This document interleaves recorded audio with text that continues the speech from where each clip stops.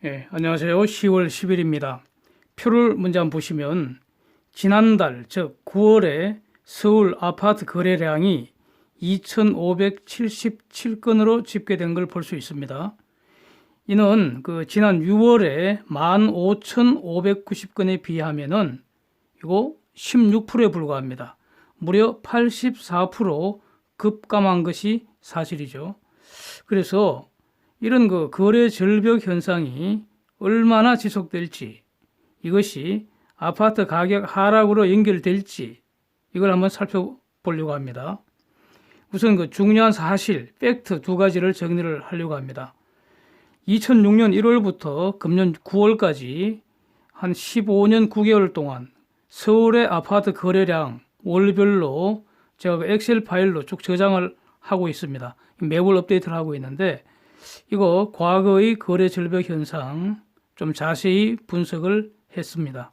이걸 공유를 하고요. 두 번째로 미국 장기 국채 수익률, 그중에 대표적인 게 10년물입니다. 10년물 국채 수익률인데 지금은요 수익률 역전 현상이 없기 때문에 10년물, 20년물, 30년물 다 같은 방향으로 움직입니다. 그래서 장기채 대표 종목으로 10년물 이 수익률 움직임 자세히 보는 게 매우 중요한데 최근 한 달 동안 이 수익률이 급등하는 모습입니다. 이거 저는 매우 주목하고 있습니다. 장기채 가격이 급락했다는 뜻이고요.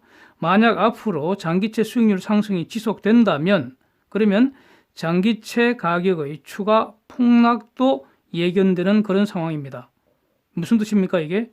지금까지 지속적인 금리 하락으로 장기채 매수해서 보유를 하면은 채권에서 자본 이득을 취할 수가 있었는데 이런 시대가 막을 내리는 거 아닌지 주목을 해야 할 것 같습니다.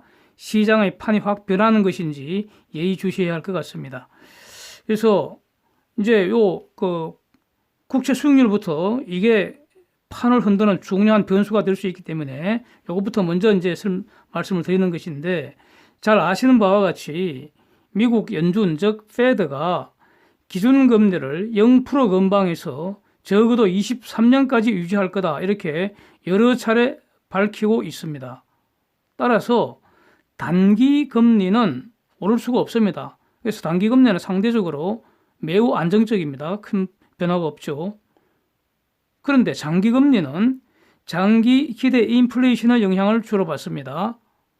기준금리 영향은 매우 적습니다. 제한적입니다. 그런데 지금 글로벌 경제 상황이 어떤가? 이 바이러스 팬데믹 와중에서도 경기는 양극화 된 것 같습니다. 이것이 지금 드러난 팩트입니다. 그래서 이것을 V 회복이 아니라 K 회복이다 이렇게 표현을 하기도 하죠. K자에서 어떤 거는 우상향하고 어떤 거는 우하향한다 이런 뜻이죠. 그래서 가만히 보면은 분야별로 가령 전자제품이나 반도체 가격도 오른다고 봐야 합니다. 지금 이상하게 한국의 언론들이 반도체 가격이 내린다고 자꾸 그러는데 반도체 가격이 내리는 것은 골동품 반도체, 한물간 9세대 반도체는 가격이 내리는 게 당연합니다. 그런데 반도체 지금 세대 교체되고 있잖아요. 차세대 반도체 신제품이 계속 쏟아져 나오기 때문에 이 가격은 당연히 오릅니다. 그리고 이런 차세대 신형 반도체를 적용한 첨단 새로운 전자제품은 값이 당연히 오르게 되는 겁니다. 이런 겁니다. 그 다음에 전기차나 이런 거 기본적으로 가격이 오르지 않습니까? 성능은 더 좋아지고 가격은 따라서 성능에 비해서도 올라가고 이렇게 되는 거죠. 그래서 휴대폰이라도 가축 가격을 올리기 위해서 상품을 차별화하지 않습니까? 그 경제 원리는 기본 아니겠습니까? 그래서 상품 차별화하고 그래서 가격 차별화되고 이렇게 되는 거죠. 그래서 반도체 가격이 내린다는 그 잘못된 주장에 현혹되면 안 됩니다. 반도체 가격은 오르고 있습니다. 그 다음에 농산물 가격도 신선품 중심으로 많이 오르고 있습니다. 그래서 과거처럼 에너지 가격 폭등으로 인한 그런 급격한 인플레이션 이런 거는 생각하기 힘들죠. 그러나 좀 전에 말씀드린 것처럼 가령 차세대 신형 반도체 값이 오르고 이런 최신 반도체 적용하는 차세대 전자제품들 가격 올라가고 이렇게 일부 공산품들 가격 올라가고 있고 이런 것 때문에 이런 거 다 반영을 해서 장기 기대 인플레이션이 최소한 지금 우리가 기대하고 있는 이런 디플레이션을 우려하는 그런 상태에서 지금 벗어나서 인플레이션이 비교적 안정적으로 좀 형성되는 것 같습니다. 장기 기대 인플레이션이 이걸 반영을 해서 지금 국채 수익률 오르는 거 아닌지 장기 채금리가 오르는 거 아닌지 이걸 주목한다는 뜻입니다. 이미 미국의 국채 수익률 곡선 yield 커브 보면은 매우 가파른 우상향 모습입니다. 사진 한번 보십시오. 그래서 한 달 전보다도 장기채 금리가 상승한 모습 뚜렷합니다. 이게 왜 중요한가? 이게 매우 중요한데요. 이게 왜 중요한가? 장기채 금리가 오르면은 30년짜리 모기지 금리도 오르게 됩니다. 그렇게 되면 한국에서는 주택 담보대출 금리 오를 가능성이 매우 높습니다. 물론 8월까지는 한국의 주담대금리 하락하고 있습니다. 신규 취급권에 대해서 그렇다는 겁니다. 표로 확인해 보시기 바랍니다. 지금 표 올려드리고 있습니다. 자, 이제 아파트 거래량 보겠습니다. 보시는 그 그래프는 제가 엑셀 자료 기초로 그린 것인데 지난 16년간 서울 아파트 거래량 변동을 볼 수 있습니다.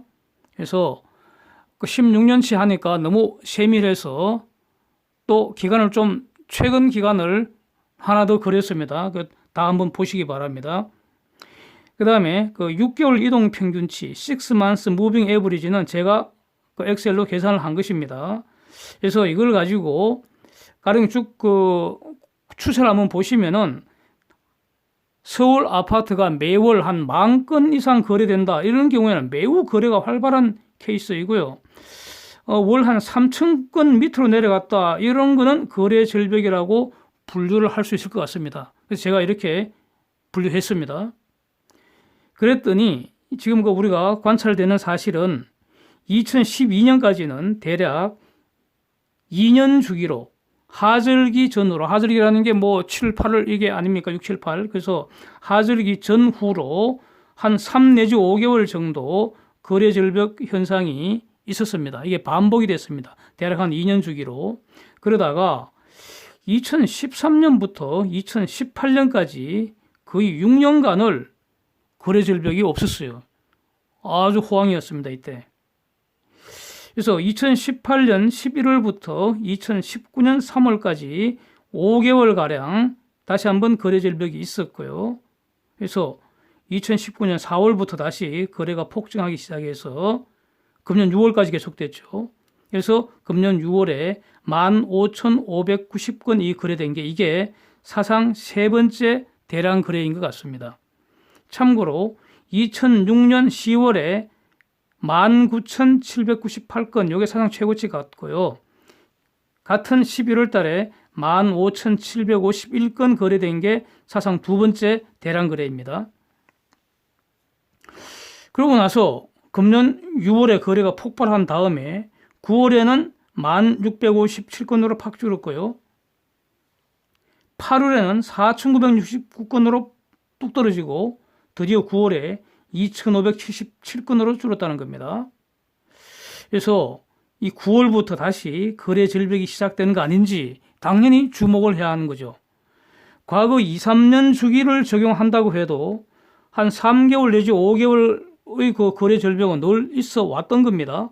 그래서 이번에도 한 서너 달 또는 네댓 달 거래 절벽이 있고 나서 바로 다시 회복해서 거래가 폭증할지 그건 알 수가 없죠. 예. 알 수가 없고 두고 봐야 지나고 나서 이제 확인되겠죠. 그런데 이번에는 지난 위에서 말씀드린 것처럼 2013년부터 거의 6년간 거래 절벽이 없이 거래가 엄청 많이 이루어졌습니다. 그래서 그러다가 드디어 이제 거래 절벽이 시작되는 거죠. 이거 시작됐습니다. 시작된 건 확실한데 얼마나 갈지 이게 문제인데, 이번에는 얼마 동안이나 지속될 수 있을지 사실은 이건 예단하기 매우 어렵습니다. 최악의 경우에는 수년간 지속될 수도 있지 않을까, 이런 의견입니다. 이게 무슨 의미가 있겠습니까? 어떤 의미가 있습니까? 이게 미닝이 뭐겠습니까? 작년 이후 금년까지 아파트 매수한 분들은 고점에서 버블 폭탄 인수했을 가능성이 매우 높다는 겁니다. 우리 사회에서 일부가 갑자기 대박 터졌다 그래서 떼돈 버는 사람들도 있죠. 예? 주식 통해서 그렇게 번 사람도 있을 것이고요. 그런데 평균적으로 모든 사람들이 소득이 급증한 거 아닙니다. 평균적으로는 소득이 찌그러들고 있습니다. 지금 이것이 팩트입니다. 그래서 평균적으로 소득이 제자리거나 줄고 있기 때문에 아파트 가격이 크게 올랐다는 것은 아파트 구입에 더 많은 부채를 사용했다는 의미입니다. 예. 가격 상승은 부채 급증을 동반한 것이라는 겁니다. 그래서 아파트 매수의 본질은 매도인의 부채를 매수인이 인수하는 것입니다. 매도인의 빚을 매수인이 대신 갚아주는 겁니다. 즉, 매도인을 부채의 늪에서 허우적거리고 있는 매도인을 구원해주는 자가 바로 매수인입니다. 이런 것입니다. 이게 본질입니다. 지금 그 아파트 거래 비용 매우 높은 구조입니다. 취득세, 등록세, 공채, 보유세, 종부세, 양도세 어지럽죠. 그래서 거래가 될 때마다 버블의 크기가 점점 더 커지는 매우 위험한 그런 구조입니다. 지금 아파트 시장 자체가. 예. 투자하는 입장에서 이렇게 분석이 된다는 것 뜻입니다. 지금 그 우리 사회에 널리 알려진 사실, 이것을 공지의 사실이라고 합니다. 이런 거는 저도 이전까지 많은 영상, 이전에 지금도 올라와 있는 많은 영상에서 수많은 자료를 제시했기 때문에 추가적인 자료 제시는 생략하겠습니다. 시간 절약을 위해서. 그래서 널리 알려진 사실, 공지의 사실이라 그러고, 이런 거는 그래서 입증 불료의 사실이라고도 말하죠. 한국 경제는 이제 과거의 고도 성장기는 지나갔다는 겁니다. 잘해야 0에서 1%대 성장하면 잘하는 겁니다. 이제는 마이너스 성장은 언제든지 가능한 상황입니다. 80년대는 매년 대략 한 50만 명 이런 청년들이, 이게 넷 인크리즈, 순수하게 증가하는 숫자가 50만 명 이렇게 경제에 투입이 됐습니다. 그리고 이 사람들이 다 그냥 막 정신없이 일하고, 시간이 지날수록 이 소득이 증가하고, 소득이 그냥 증가한 게 아니라 한국 경제는 소득이 급증했죠. 예. 그래서 이 매년 50만 명이 신규로 들어온 이 사람들 소득이 급증하면서 왕성한 아파트 수요자가 된 거 아닙니까?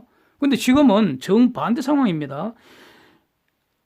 80년대 50만 명씩 늘어나던 그 사람들이 이제는 50만 명씩 경제에서 사라지고 있고요. 소득은 정체되거나 감소하고 있고요. 결국 이 사람들은 죽을 거 아닙니까? 예? 그리고 죽는다는 것은 이 사회에서 싹 사라지는 거 아니겠습니까? 아파트 잠재 수요자가 줄어든다는 거 아니겠습니까? 과연 누가 빚더미에 올라 있는 저 아파트를 비싸게 사줄까? 이 매우 궁금하다는 겁니다. 네? 자, 채무자, 즉 소유자 입장에서는, 소유자가 채무자 아닙니까? 예? 채무자죠. 거대한 채무자입니다. 그래서 평균적으로 말이죠, 시간이 지난다고 자력으로 저 태산 같은 빚 갚기는 저는 불가능하다고 봅니다. 예. 저 갚을 수 없습니다. 떠넘겨야 합니다. 누군가에게. 예. 대출금리 앞으로 오를 가능성이 매우 높습니다. 저는 그렇게 봅니다. 그래서 이자하고 세금보다도 소득이 더 늘지 않는 이런 구조적인 문제점을 가지고 있다고 봅니다. 자, 미래의 아파트 잠재적 수요자 감소하고 있습니다. 왜 그렇습니까? 인구 줄고 경제활동 인구도 줄고요. 가구 수도 줄어든다는 겁니다. 예? 서울 인구 지금 지속적으로 감소해서 금년 6월 말 970만 명이라는 통계입니다. 이 중에서 65세 이상 노령 인구가 대략 148만 명인데, 이 서울만 지금 말씀드리는 겁니다. 평균 수명이 지금 85세이기 때문에 이걸 적용을 하면은 20년 내에 148만 명 싹 사라진다는 거죠. 그러니까 지금부터 사망률이 급증하게 된다는 겁니다. 한국의 이 사망률 급증은 한 수년 전서부터 지금 사망률이 전국적으로 급증하고 있습니다. 이 노령 인구 비율은 점점 더 급속히 증가를 해서요. 거의 뭐 기하급수 비슷하게 이렇게 증가를 해서 표를 한번 보시면 2030년에는 서울 65세 이상 노령 인구가 222만 명이 되고요. 그 후에도 계속 늘어서 2060년까지 지속적으로 증가한다는 겁니다. 그래서 저는 2030년쯤 되면은 서울 인구가 800만 밑으로 내려가서, 즉 서울 인구 700만 명 시대가 되어도 놀라지 않을 것 같습니다. 그렇게 되면 어떻게 되겠습니까? 10년, 2030년 금방 가잖아요. 이제 2021년인데 금방 갑니다. 서울도 빈집 엄청 늘어나지 않을까요? 지금도 빈집 적지 않습니다. 빈집 적지 않습니다. 그런데 문제가 될 정도로 확 늘어나지 않을까 주목을 해봐야 할 것 같습니다. 분명한 것은 30년 전과는 판이 완전히 바뀌고 있다는 겁니다. 그래서 이런 거 다 알고 있는 사실이라는 겁니다. 공시의 사실이라는 겁니다. 그래서 매수자도 선뜻 살려고 하지 않고요. 매수를 하면은 세금과 비용이 엄청 발생하는데 그거 이상으로 또 자기 이익도 남기고, 그래서 비싸게 팔릴 전망이 없으면 매수하는 자는 덩신이 되는 거죠. 그러니까 선뜻 지금 가격에서는 살 수가 없는 것이고,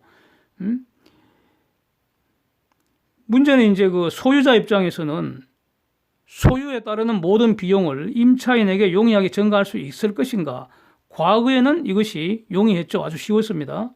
그런데 앞으로 점점 더 힘들어질 겁니다. 이게 비용 전가하는 게. 이건 결국 수요와 공급의 싸움이 되는 것이고요. 지금까지 말씀드린 내용을 종합하면은 앞으로는 소유자가 더 궁지에 몰리는 상황이 될 가능성이 높습니다. 자, 그래서 거래 절벽은 매도자, 즉 소유자와 매수자 간의 호가 차이가 너무 크다는 거, 이걸 보여주는 거 아니겠습니까? 그래서 거래 절벽이 발생하는 것이죠. 사고 싶지만 지금보다는 훨씬 싸게 사고 싶다는 거고, 팔고 싶지만 지금보다 훨씬 비싸게 팔고 싶다는 겁니다. 그래서 거래 절벽이 발생하는 거죠. 호가 공백이 크다는 거죠. 호가 차이가. 그래서 산값에 추가된 비용과 이익, 이거 이상 높은 가격이 아니면 지금 당장 팔지 않고 버틸려는 것이고, 왜냐하면 지금까지 올랐으니까 앞으로도 오를 것이다 라고 기대하는 것이고요. 가지고 있는 사람은. 매수자는 지금도 높은 값이기 때문에 충분히 호가 낮아지지 않으면 사지 않으려고 한다. 그래서 거래 절벽이 생긴다는 겁니다. 일종의 게임이죠. 또는 매수자 입장에서는 빚을 인수하는 거니까 저 빚 인수해서 내가 앞으로 갚을 가능성이 없다고 보면 안 사야죠. 그것이 현명한 것입니다. 그래서 또 한편 보면 정책적으로는 이 다주택 소유하는 거, 그 다음에 법인의 투기적 수요, 이거 반드시 차단을 해야 하는 그런 사회적 악이기 때문에, 그래서 능력 있는 소유자 급증 가능성은 매우 희박하죠. 앞으로 점점 더 그렇게 된다는 거죠.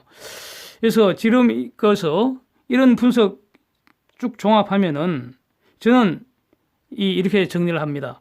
거래 절벽 이거 상당 기간 지속되지 않겠는가? 그럴 가능성이 저는 높다고 보고요. 거래 절벽이 지속된다면 가격은 내려갈 수밖에 없다고 저는 봅니다. 이건 뭐 인과관계 문제가 아니고요.